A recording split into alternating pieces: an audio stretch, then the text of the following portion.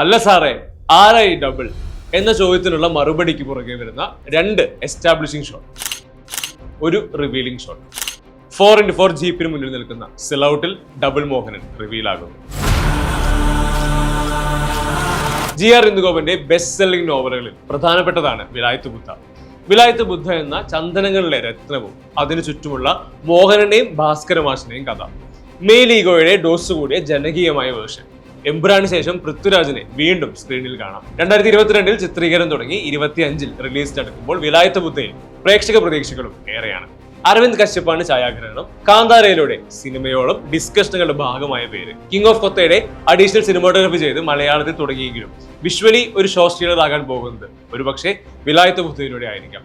രണ്ടതീവും ചേർന്നാണ് സിനിമയുടെ ഛായാഗ്രഹണം നിർവഹിച്ചിട്ടുള്ളത്. മറയൂരിനുള്ള മിസ്റ്ററി ആ നാടിന്റെ ഡിസൈൻ ആയിരിക്കാം. അതിനകത്ത് ചന്ദനകടത്തുമായി തകർക്കുന്ന ഡബിൾ മോഹന് മുന്നിൽ വരുന്ന ചലഞ്ച് തന്നെയായിരിക്കും സിനിമയിൽ പ്രേക്ഷകരെ പിടിച്ചിരുത്താൻ പോകുന്നത്.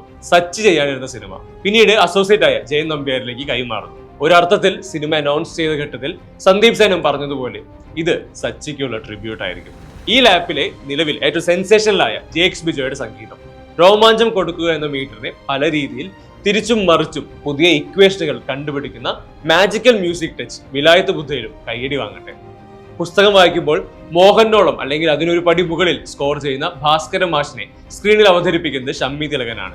രണ്ട് വ്യത്യസ്ത പ്രായത്തിലുള്ളവർ നേർക്കുനേർ നിൽക്കുമ്പോൾ അവരുടെ മുന്നിലെ ചലഞ്ചുകളും പ്രേക്ഷകർ കൈനീട്ടി സ്വീകരിക്കട്ടെ. വായനയിൽ തന്നെ സിനിമാറ്റിക് ആണ് വിലായത്ത് ബുദ്ധ. GR ഇന്ദുഗോപനും രാജേഷ് പിന്നാടനും ചേർന്നൊരുക്കിയ തിരക്കഥയും ഗംഭീര തിയേറ്റർ എക്സ്പീരിയൻസ് നൽകുമെന്ന് പ്രതീക്ഷിക്കാം. ടീസറിൽ പൃഥ്വിരാജ് കഥാപാത്രം പറയുന്നത് പോലെ പുഷ്പയല്ല മോഹനൻ, പുഷ്പയൊക്കെ ഇന്റർനാഷണൽ, മോഹനൻ ലോക്കൽ. അതെ, ആ നേറ്റിവിറ്റിയോട് നീതി പുലർത്താൻ കഴിഞ്ഞാൽ, ഒപ്പം ഇമോഷണലി കണക്ട് ആവുകയും ചെയ്താൽ വിലായത്ത് ബുദ്ധ ബോക്സ് ഓഫീസിൽ ഈ വർഷത്തെ അടുത്ത ബിഗ് നമ്പറുകൾ സൃഷ്ടിക്കാൻ പ്രാപ്തമാണ്. ദേശീയ പുരസ്കാരം കരസ്ഥമാക്കിയ സൗദി വെള്ളയ്ക്ക് ശേഷം ഉർവശി തിയേറ്റേഴ്സ് നിർമ്മിക്കുന്ന ചിത്രം എന്ന പ്രത്യേകതയുമുണ്ട്. എല്ലാ കാലത്തും ഇൻഡസ്ട്രിയിൽ പല ഡൈമെൻഷനിൽ നല്ല വെടുപ്പായി പറഞ്ഞാൽ കയ്യടി വാങ്ങുന്ന ജോണറിൽ മികച്ച പെർഫോമൻസ് ക്യാമറയ്ക്ക് മുന്നിലും ഒരു പിടി ഗംഭീര ടെക്നീഷ്യൻസ് ക്യാമറയ്ക്ക് പുറകിലും വരുന്നത് തന്നെ സിനിമയുടെ പാസ് മാർക്കാണ്.